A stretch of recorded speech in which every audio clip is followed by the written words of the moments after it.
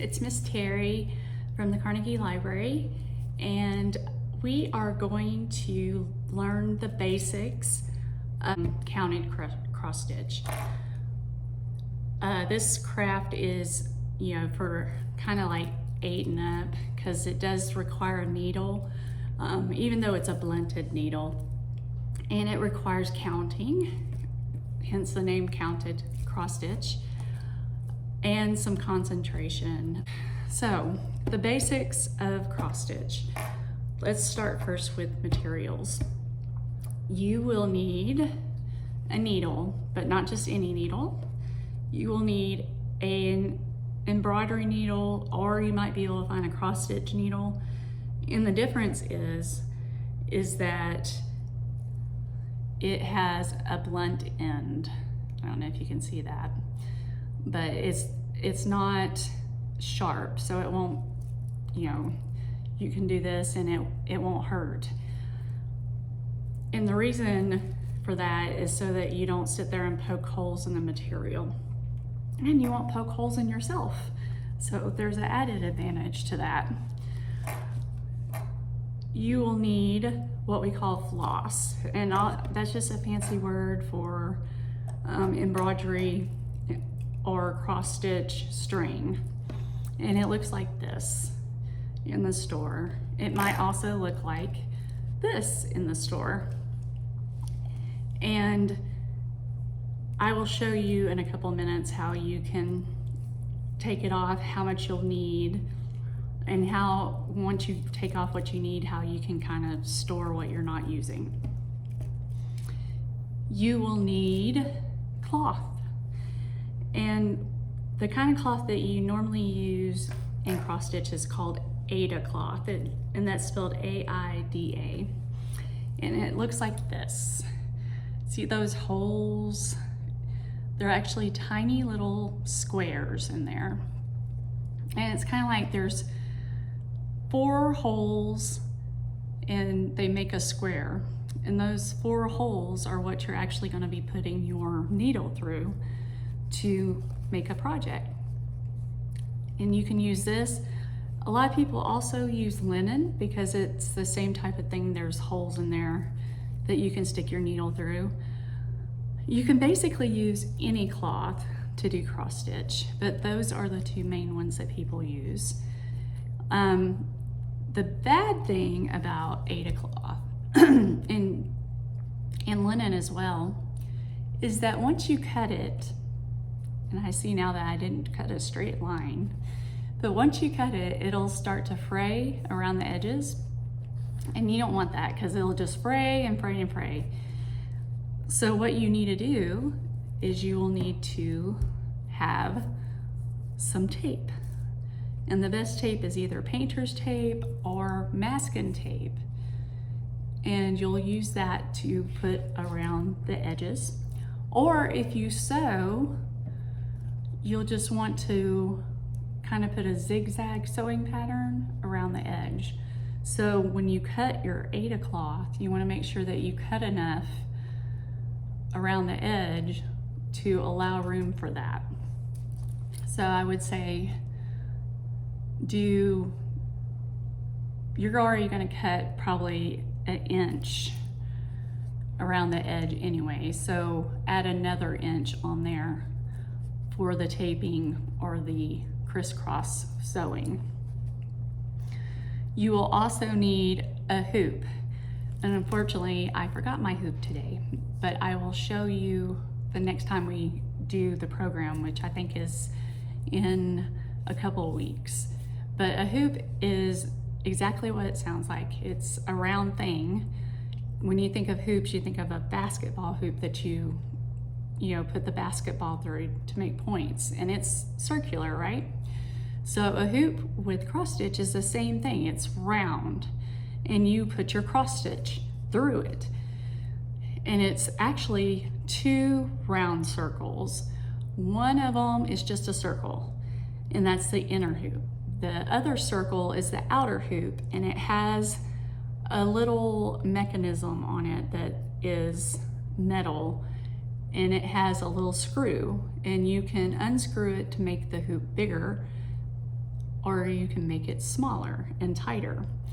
You take the outer one off and you put the material on top of the one that's inside that doesn't move, and put the outer one on top of the material and tighten it, and it holds your cross stitch in place so it's not moving everywhere. And I will show you mine next week, but there's several choices in hoops, such as plastic, there's wood ones, I believe there's metal ones. The wood ones are more expensive, but they're more decorative and they probably last longer. They're also, I think, a little more bendable. The plastic ones, I just like them better. The wood ones are more expensive. The plastic ones are less expensive. So for a beginner, I would say go with the plastic.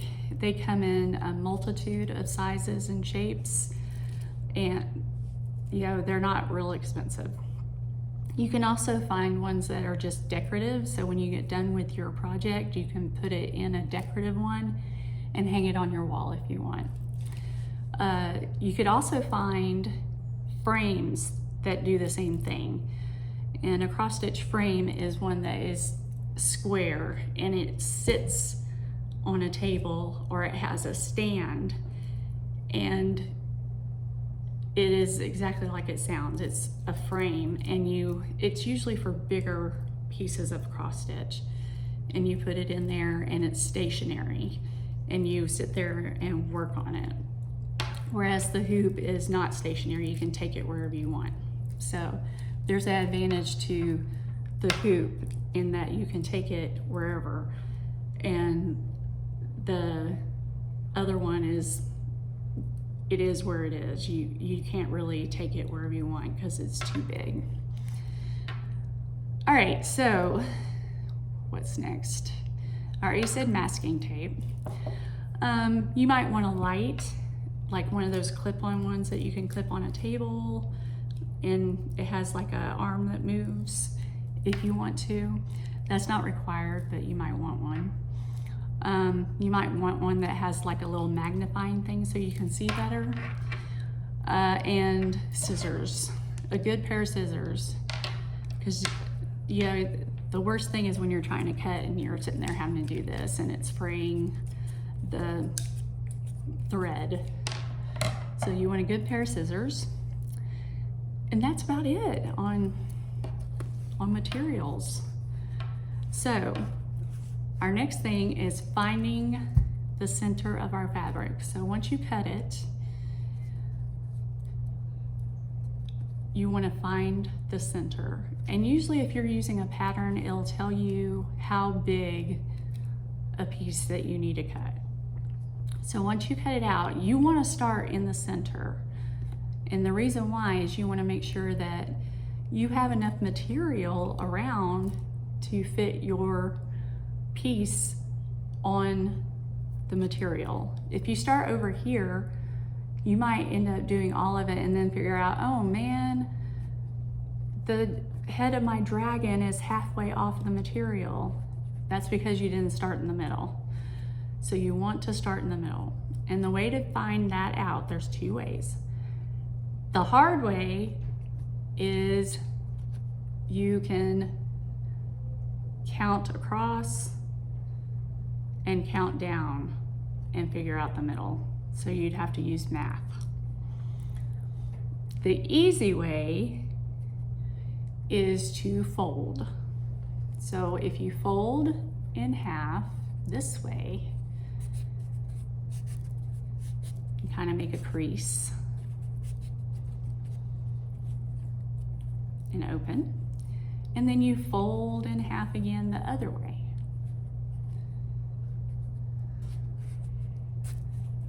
It's not going to be perfect, but it gives you a very good idea of where to start. Ta-da! So you look at where that beginning spot is. So we know it's about right here. That's where our middle section is. And whenever you do your pattern, you are going to have to use some math, because you're going to have to count on your pattern where the middle of your pattern begins. Some patterns that are beginner patterns will tell you. Some will not. So hopefully you will get a beginning pattern that will tell you where the middle is. So that is how you find the middle, or the center of your pattern. Now, the next time we meet, I will tell you how to read a pattern. Right now, I will tell you how to prepare your thread. So, whenever you use thread, you only want to use about 18 inches. And the reason why is because if you use any more than that, you're going to get lots of knots in your thread, and you're going to get frustrated, and you're going to get more frustrated, and then you're going to just throw it down and decide you don't want to do it anymore. And I don't want that to happen. So you only use about 18 inches, no more than that.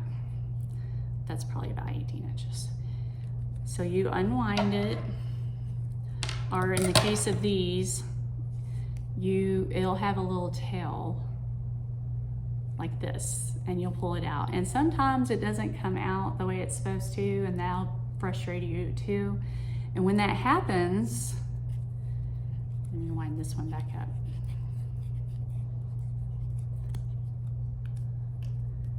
When that happens, it's okay, all right? It doesn't have to stay in this thing if you don't want it to stay in there. I usually just take the thing off on the end and then pull it. And if it gets in a knot down here, I unknot it a little bit and pull it out just like this. That's probably about 18 inches, probably a little more than that. And then I cut it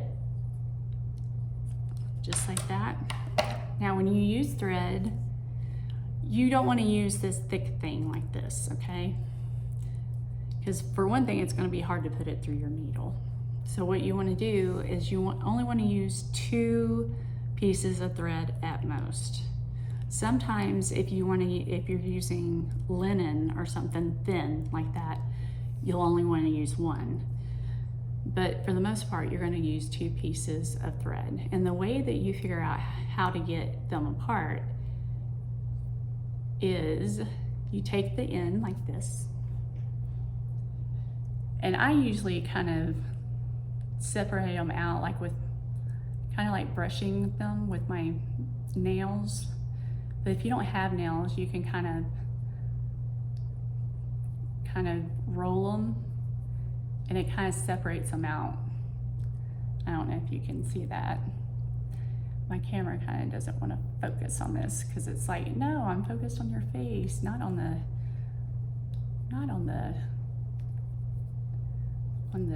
string. You see how it's kind of separated more than like down here? So then you can kind of pick out 2. Like that. And then you just pull gently. You don't want to pull hard and get it out because then it's going to knot. And that would not be cool. See what I did there? All right. And it'll come out like this, and you're like, oh, really? You just take your fingers and go like this. Slowly. If you do it fast, again, it will not. And you'll have to do it like 1 or 2 times. See? And there's our string. We'll put that to the side for a minute. And we'll take the one that has the other like 4 still left on it. And you're like, what do I do with this so I don't lose it? Well, the answer is if you have a clothespin. And I know that wasn't on our list of materials, but if you have a clothespin, what you can do is put this in there, and then you can wrap it around just like this.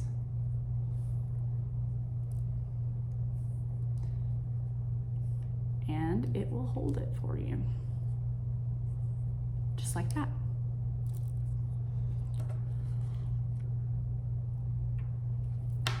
So,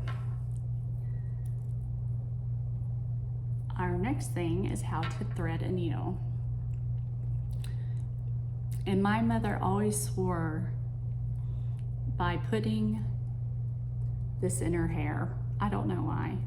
Well, I do know why. She said that the oil from your hair makes it where it will be stiffer like this. I don't know if that works or not. That's just what my mom always told me. And then you put it through like that. That's one way of doing it. Another way is you can, if your ends aren't very good, you can fold it over and make a little loop. If you're not good at making loops like that, you can take the end like this and fold it over your needle like this. I hate that it's not focusing very well. And you'll pull it off and you have a little loop. And then you can put it through if you have good eyesight, which I don't, but, and there we go. Ta-da! You want to keep one end longer than the other, like that. So, I hate that I did the same color here, but I actually am going to do a different color. So I can show you again how to do this, but with a different color. We'll do the green. Actually, let's do purple. It's nice and bright, right? So I get the purple, I cut it about 18 inches, right? I want to separate it out because I only want 2. So I kind of do this, kind of roll it a little bit, trying to get 2 pieces out. I finally got them separated. And I pull slowly. And it's good to get name brand floss, not cheap stuff, because the reason why is that good name brand floss usually has a little coating of wax on it, and it makes it where it doesn't fray as easy. It also doesn't break as easy. It's easier to thread on your needle. It lasts longer on your projects. So I recommend spending the extra couple of cents. It's usually only like 5 or 10 cents more for name brand, and like a name brand kind would be DMC. That's the kind I use. All right, so I have my 2 strands, and I need to thread my needle again. Remember, I did this, or make a loop, and I put it around my needle and pull it off like that to make my loop, and I put my loop through the eye of the needle. If I could see it, that would be great. And I think I did, it came out. Sometimes it's not as easy as the first time you do it. There we go, I got it. Remember, make one side longer, like that. All right, so I'm gonna show you how to, whenever you start, what you do with the end so you don't just pull it all the way through, okay? So we know where our middle is, and that's where we're gonna start. And we go from bottom up, okay? So not top to bottom, all right? And sometimes it's hard to find that hole. But you want to find one of the holes in the middle, like this. You're going to start to pull through like this, but you want to make sure you don't lose that tail on the back side. So as soon as it starts getting short, you're going to hold it, all right? And you want to do one of the colors that has several of the same color in a row, okay? And what you're going to do is you're going to make several X's, okay? And the way you do that is you're going to go diagonally, so across diagonally. And you're still holding on to that tail on the back.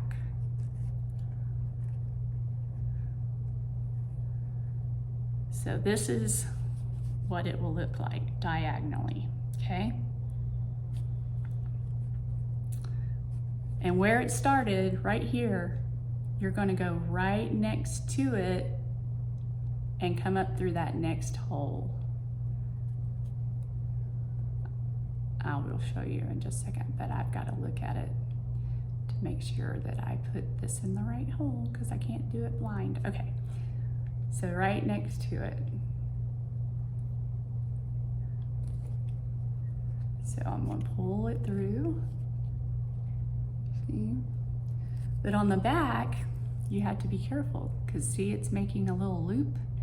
You want to make sure that this little tail right here is through this loop. So before it gets as small as what I had it,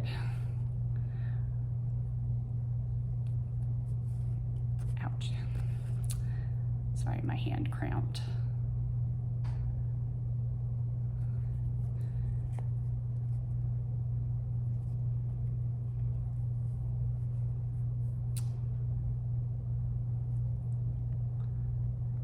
You want to make sure, all right, so I have it kind of big, right?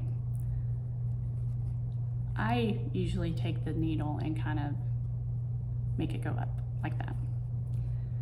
You'll pull that little tail through like this and hold it, and then you'll pull the string and make sure that it's being held like that.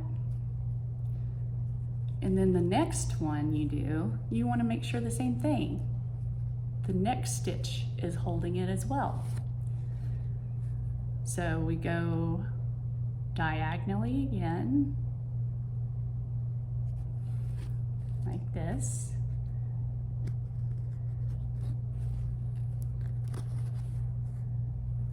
Just like that. See, now there's two diagonals.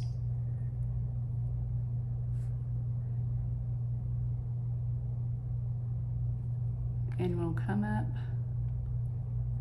next to that upper one. See? And on the back, we just need to make sure that this tail is in this loop, and it is. So we just pull. And that is how we keep this tail from coming out. So now, see, it's nice and secure. And so that is all we are going to learn today. So next time we will start on a project.